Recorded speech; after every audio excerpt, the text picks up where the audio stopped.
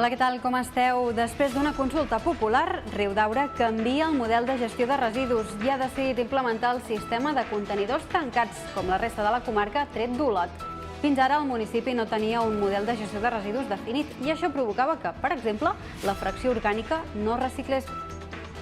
Fins ara a Riudaura encara no teníem res, llavors un dels casos més flagrants és que no teníem recollida de matèria orgànica, per exemple. Llavors, estudiant-ho amb el Consell Comarcal i amb Sigma, doncs vam arribar a la conclusió que una bona opció seria el contenidor tancat. I aquesta és l'opció per la qual l'hem tirat i amb la que pensem que els veïns se sentiran còmodes. I de Riudaura anirem cap a les Planes d'Hostoles, concretament al veïnat de Pocafarina. I és que fins ara hi havia confusió en els números de les diferents cases de la zona. Repartidors i serveis d'emergències, per exemple, han tingut dificultats per trobar la casa en qüestió en els darrers temps. S'espera que abans d'acabar l'any cada habitatge tingui la numeració correcta. I també parlarem del Festival Lluèrnia, que enguany canvia d'ubicació. Es traslladarà a la zona de l'Eixample Malagrida, on hi haurà més d'una vintena d'instal·lacions de llum i de foc. I en esports, la garrotxina Meritxell Pons és decidida a coronar el cim del culturisme natural català. La garrotxina competirà aquest diumenge a Pallejà, amb l'objectiu de ser preseleccionada pel Campionat Europeu d'Alemanya.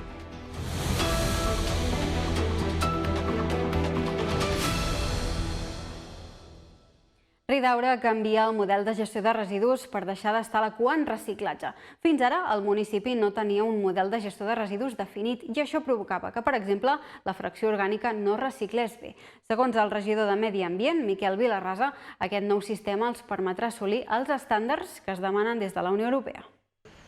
Riudaura ha decidit implementar un sistema de gestió de residus amb contenidors tancats. Després de reunir-se amb el Sigma i el Consell Comarcal, el consistori ha optat per adherir-se a aquest model. Amb aquest nou sistema, els veïns hauran de disposar d'una targeta per poder obrir els contenidors. El regidor de Medi Ambient, Miquel Vilarrasa, assegura que els canvis per als veïns a l'hora de llençar la brossa seran mínims. Tot i això, cal tenir en compte que cada targeta només funcionarà en una de les àrees disponibles al poble. Aquesta mesura permetrà analitzar amb detall com es recicla a Riudaura. És on podrem una mica veure en quines zones del poble poder no es recicla tan bé i en quines sí que es fa més bé i veure després com gestionar-ho. La nostra idea no és que aquest sistema serveixi per sancionar ni per res, al contrari. Nosaltres som molt en pro d'intentar fer divulgació, intentar informar la gent i que entre tots ens creiem que el tema del reciclatge és important. Excepte Olot, Riudaura era l'únic municipi de la comarca sense un model de gestió de residus definit. De fet, segons un estudi publicat per l'Agència de Residus de Catalunya, Riudaura se situa a la cua del reciclatge a la Garrotxa, precisament just per sota d'Olot. Així doncs, amb el sistema de contenidors tancats, esperen poder separar millor les escombraries. Diguéssim que era la recollida que hi havia fins ara, el contenidor de vidre, el de cartró i paper, el d'envasos i el rebuig. Llavors, què passa? Que el rebuig s'enduia molta part, i sobretot la matèria orgànica, que s'anava amb el rebuig. Llavors, ostres, si podem la matèria orgànica separar-la d'aquí i fer una recollida una miqueta més delicada i més conscient, llavors creiem que amb aquest pas podem pujar una mica i si a més fem aquest èmfasi en que la gent conegui com reciclar i sigui conscient de la importància de reciclar, crec que podem arribar als estàndards que es demanen des d'Europa i que en demanem nosaltres mateixos. Tenir un nou model de gestió de residus era una de les promeses de Som Riudaura per a les eleccions municipals de principis d'any. Segons Vilarrasa, però també era una prioritat pels veïns del poble. Molta gent demanava sobretot el tema de la matèria orgànica, que no entenien com podia ser que no tinguéssim això. Llavors, pel que sigui, per casuístiques, no havia arribat, ara amb aquest tipus de model ens arribarà. Vilarrasa assegura que aquest nou model de gestió de residus s'ha de començar a implementar a partir del mes que ve. A més, diu que durant les setmanes prèvies s'informarà als veïns i veïnes per explicar on es podran recollir les targetes i quin serà el funcionament a partir de llavors. L'Ajuntament de les Planes d'Hostoles resol el misteri de la numeració del barri de Pocafarina. Fins ara hi havia confusió en els números de les diferents cases de la zona. Repartidors i serveis d'emergències han tingut dificultats per trobar la casa en qüestió en els darrers temps. Ara ja s'ha completat la feina de saber el número de cada casa i s'espera que abans d'acabar l'any cada habitatge tingui la numeració correcta. Que compris per internet i no acabi rebent el paquet pot ser estrany. Que truquis a l'ambulància i no arribi a casa ho és més. I que al teu barri una casa tingui el número que no li toca ja es converteix en el misteri més gran. Tot plegat és el que ha passat aquests darrers anys al barri de Pocafarina de les Planes d'Hostoles, on la numeració de les cases ha provocat un autèntic caos. Els números d'habitatges no quadraven i confonia aquells que intentaven arribar com repartidors de paquets o serveis d'emergències. Per posar-hi solució, l'Ajuntament del municipi hi ha posat fil a a l'Agulla i ha aconseguit esbrinar el número de casa a casa del barri. Hem aconseguit ja tenir la numeració de totes les cases del barri de la Pocafarina, que en els propers dies també els explicarem, els direm als veïns i veïnes d'aquest barri del poble quin número tenen, perquè ara en aquests moments es troben que fent les compres per internet o quan hi ha hagut alguna emergència els serveis, tant ambulàncies com Mossos d'Esquadra o bombers, no localitzen la casa. Puig també afegeix que han acabat la feina i ara només queda fer-la realitat. Diu que esperen que abans de final d'aquest mateix any les cases del barri de Pocafarina de les Planes d'Hostoles tinguin el número que els hi correspon. I per tant, aquesta feina ja l'hem feta, ja sabem cada casa quin número d'habitatge té i per tant això també ho explicarem i abans d'acabar l'any, si tot va bé, tots els habitatges d'aquest barri del municipi ja tindran la seva numeració completa. A partir d'ara, les cases del veïnat de Pocafarina de les Planes d'Hostoles tindran el número que els pertoca i evitaran la desorientació d'aquells repartidors i serveis d'emergència.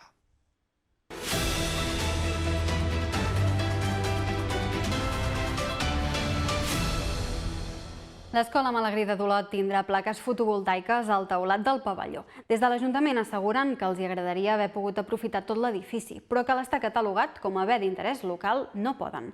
Aquesta instal·lació servirà per subministrar energia al centre escolar, igual com s'ha fet amb altres centres escolars de la ciutat. L'Ajuntament d'Olot segueix amb la seva aposta a favor de la transició energètica en els edificis públics. Actualment, el projecte se centra en els centres escolars de la ciutat i ara és el torn de l'Escola Malagrida. En aquest centre es preveu que s'instal·lin plaques fotovoltaiques al teulat del pavelló. Aquest espai permetrà que s'instal·lin un total de 20 plaques solars.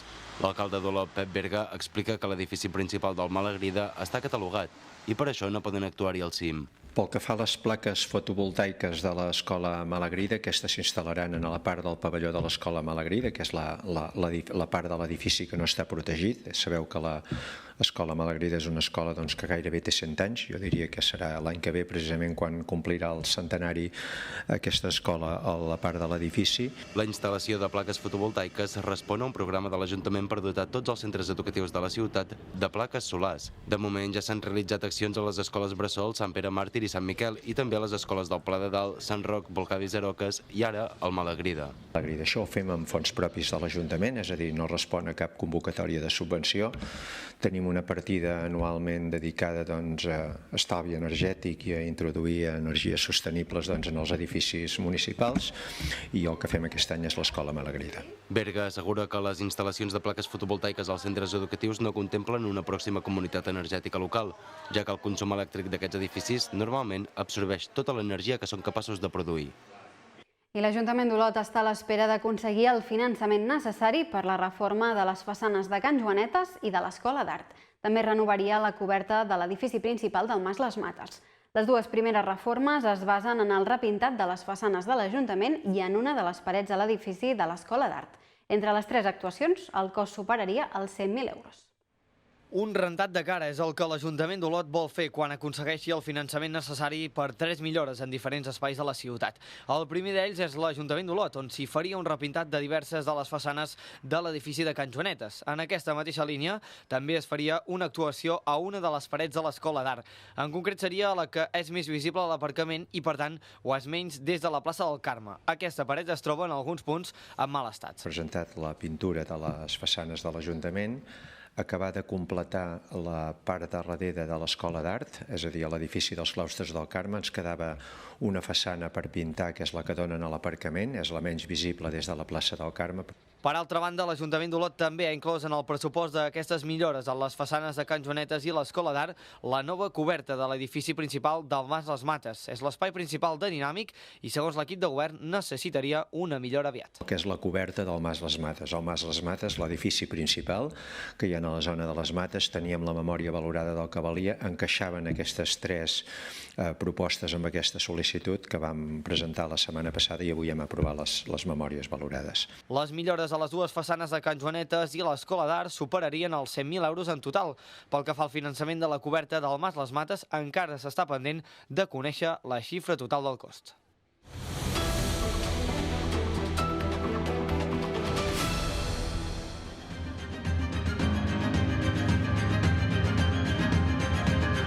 Falta poc més d'un mes perquè aquestes imatges tornin a repetir-se. El Lluèrnia està més a prop, però aquest any canvia. Es trasllada del costat nord de la ciutat al sud. Es desenvoluparà al barri de l'Eixample Malagrida. Més d'una vintena d'instal·lacions de llum i foc es desplegaran per l'eix que anirà des de la plaça Major al Parc Nou. Serà el divendres 10 i el dissabte 11 de novembre. Segons el seu director, Xavi Bayona, aquest canvi es deu a la voluntat d'oferir un espectacle diferent després de 12 anys. Reinventar-se o morir. Aquesta frase popular serveix per representar la necessitat constant d'actualitzar-se per seguir sent rellevant i és el mantra que s'han aplicat des de l'organització del Festival Lluèrnia per preparar l'edició d'aquest any. En la que serà la 12a edició, el festival proposarà redescobrir indrets de l'Eixample Malagrida.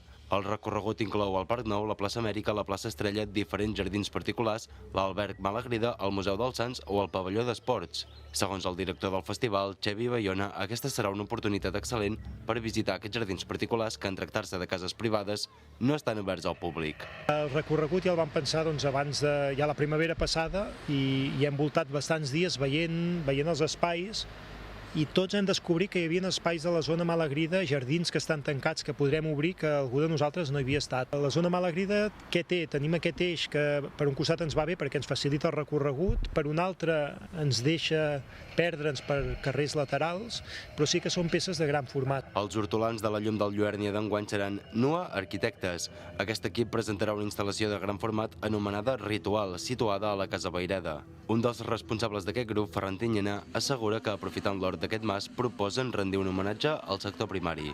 El fet de cultivar ve de la mateixa arrel llatina colere, d'habitar, cultivar i habitar, i això ens ha portat a construir aquest hort, que és un hort que es pot viure des de dins i des de fora, que és un ritual, que és una estança, una plaça, un recinte, un temple, i que una mica entenem aquest temple també com un tribut, com un tribut al sector primari, l'agricultura, que és el sostén de tota societat. El Lluèrnia se celebrarà durant els dies 10 i 11 de novembre. El dia 10 es posaran en marxa les instal·lacions de llum i l'11 s'encendran les de foc.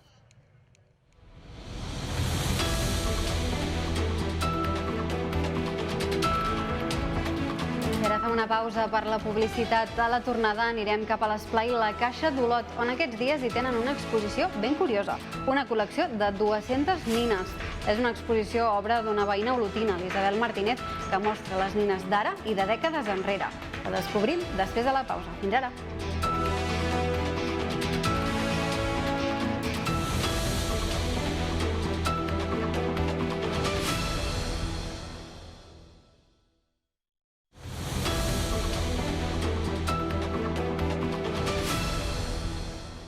La garrotxina Meritxell Pons està decidida a coronar el cim del culturisme natural català. La garrotxina competirà aquest diumenge a Pallejà amb l'objectiu de ser preseleccionada pel Campionat Europeu d'Alemanya. Meritxell Pons reconeix que està molt contenta del físic que ha aconseguit els últims mesos amb una preparació natural i vegetariana.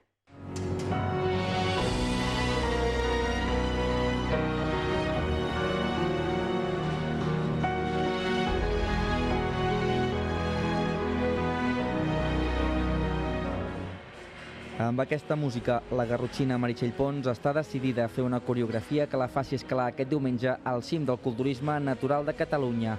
A l'estiu, la culturista es va proclamar subcampiona de Catalunya en la categoria de biquini, una modalitat inferior a la que competirà aquest 1 d'octubre. Pons reconeix que està molt satisfeta del físic amb què pretén guanyar el campionat. Jo allà no vaig, estar molt en el seu lloc.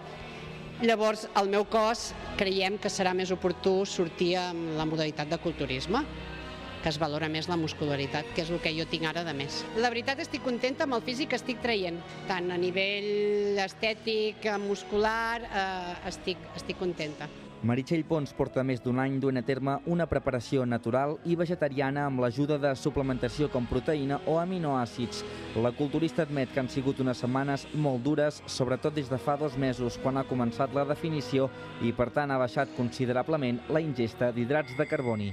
Sempre l'últim mes i mig és dur. és dur en el tema de que l'alimentació escasseja. No menges tants hidrats, que és el que te dona la força i l'energia, llavors vas més cansada. També m'ha costat molt de sacrifici i passar-ho malament. No he deixat cap entreno, la dieta al mil·límetre, tal com marca el meu entrenador. En el cas que la garrotxina Meritxell Pons es proclami campiona, serà preseleccionada per competir al Campionat Europeu d'Alemanya d'aquí a 2 setmanes. El Campionat de Catalunya de Culturisme Natural tindrà lloc aquest diumenge a Pallejà.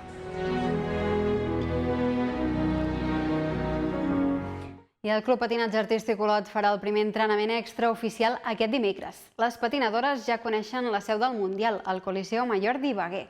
El club també ha aprofitat per fer turisme i conèixer una mica millor els principals atractius de la capital econòmica de Colòmbia. Les patinadores i els patinadors del Club Patinatge Artístic Olot ja són a Ibagué, ja han tingut de fet el primer contacte amb la ciutat, la capital de la música a Colòmbia, i també ja han tingut el primer contacte amb el Coliseo Mayor d'Ibagué, que és la seu on dissabte competiran per al Mundial. De fet, aquest matí ja han anat al Coliseu per recollir les acreditacions que els permetrà entrar en aquestes instal·lacions esportives molt noves, inaugurades molt recentment, i aquest vespre, hora colombiana, ja han pogut presenciar part del campionat, en aquest cas d'individuals d'homes. A partir d'aquest dimecres, les patinadores tornaran a conèixer una mica més la ciutat, amb una ruta turística, i aquest dimecres a la tarda, ja de nit a Catalunya, faran el primer entrenament extraoficial, el que els permetrà ja posar-se els patins i començar-se a entrenar per la gran cita de dissabte.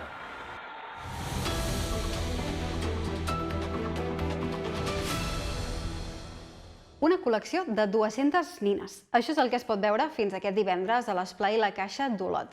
És una exposició obra d'una veïna olotina, l'Isabel Martínez, que mostra nines d'ara i de dècades enrere per posar-les en valor i, sobretot, per fer passar una bona estona als més grans. Una veïna d'Olot, la Isabel Martínez, porta tota la vida col·leccionant nines de moltes dècades enrere i nines actuals, des de les Mariquita Pérez a les Marujitas, Nancy, a d'altres més actuals, com per exemple les Barbie, unes 200 nines en total que fins aquest divendres es poden veure en una exposició a l'Esplai La Caixa d'Olot i que està emocionant a moltes persones grans que per uns moments han fet un salt enrere en el temps. La il·lusió de veure coses que havien tingut, que ja m'ha passat. Gent molt gran que ha vingut de geriàtrics d'aquí d'Olot, que fins i tot se l'han omplert els ulls de llàgrimes mirant-ho i dient que això era la meva infantesa.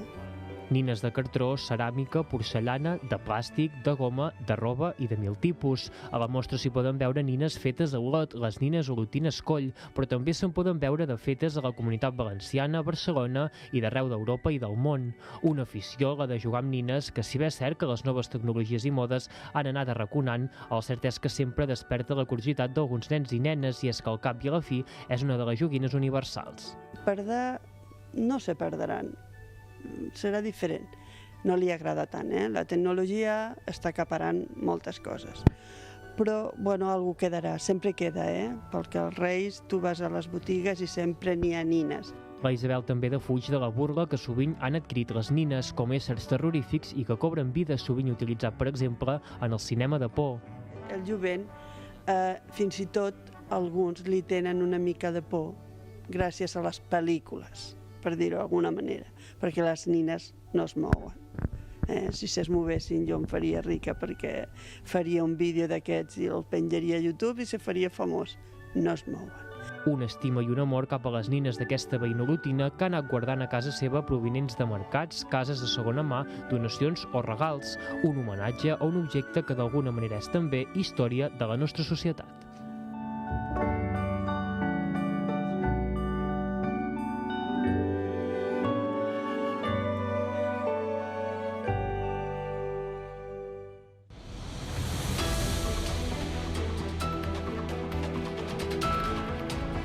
I com sempre, abans d'acomiadar-nos, repassem breument el més destacat del dia.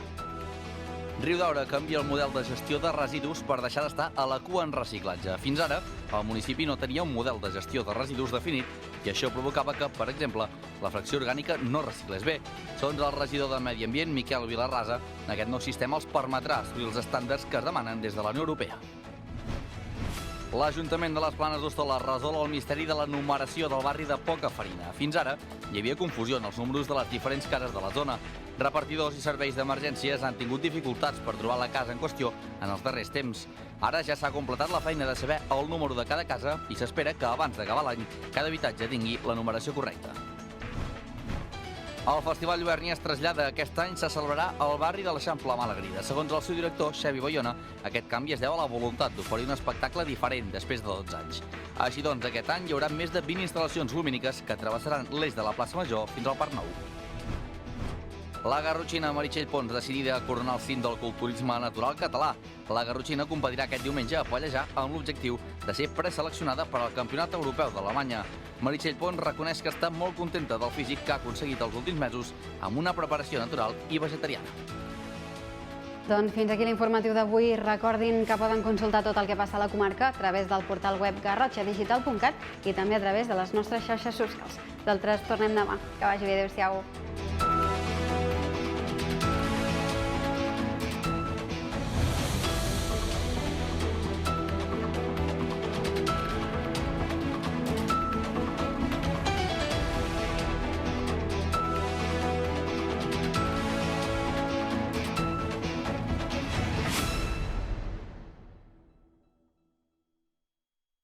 A Manxa Bricolatge i Llar t'ho posem fàcil. Podràs fer còpies de claus i comandaments a distància. Cortines a mida, milers de colors de pintura a l'instant, tallant fusta a mida i tot això amb la comoditat del pàrquing gratuït i l'assessorament personalitzat. Necessites que t'ho muntem? Tenim servei de transport i de muntatge. T'esperem a les nostres botigues d'Olot i Banyoles. Et destaquem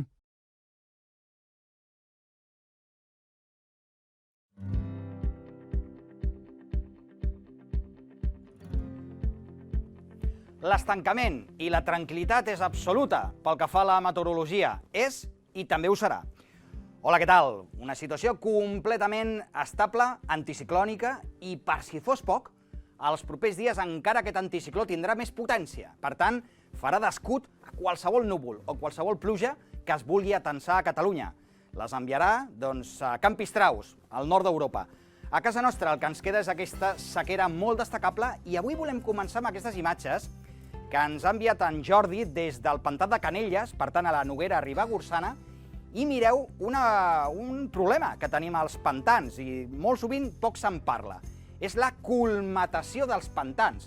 Mireu la quantitat de fang que queda emmagatzemat en aquest pantà, en aquest cas, de la Noguera Ribagorçana, a banda que el pantà de Canelles està gairebé buit, està al 12% de la seva capacitat, però sobretot aquesta gran quantitat de sorra que no deixa de ser un material que queda allà estancat i que després, quan es va omplint, una vegada comença a ploure o es desfà la neu, doncs és un espai que està ocupant a l'aigua. Un drenatge podrien fer-se dels pantans, aprofitar part d'aquesta sorra, obrir més comportes, es podria fer, i de fet tot això seria fang que aniria a parar al Delta de l'Ebre, per exemple. El sistema natural i l'humà, en aquest cas, que molt sovint estan molt interrelacionats. Expliquem tota aquesta història perquè la veritat és que la sequera ha de continuar. Aquesta propera nit i demà al matí de núvols importants n'hi haurà molt pocs. Alguns es formaran a Girona, núvols baixos amb alguna boira, també demà al matí alguna boirina, més que avui. A les fondalades de la Catalunya central, a l'Alt Pirineu un bon sol i alguns núvols també a la costa de Tarragona. Núvols poc importants. Demà al matí un vent molt en calma, una situació molt tranquil·la, mar molt plàcida i l'ambient fresquet. De fet, no ha de variar la temperatura del matí. Demà a la tarda, com la d'avui o més alta, per tant, de l'ambient tardorenc de primeres hores passarem a un ambient estiuenc, amb propietat. A les hores de la tarda ja, moltes temperatures de 28 a 32 graus, amb un sol que caurà plom. No hi haurà gairebé res a comentar, perquè simplement hi haurà 4 núvols enganxats a les serres del litoral. I tampoc varia la situació en vista el divendres i el dissabte. S'acabarà el mes de setembre amb 4 núvols matinals, sobretot a prop de la costa, i s'acabarà amb calor, fins i tot el cap de setmana més que avui.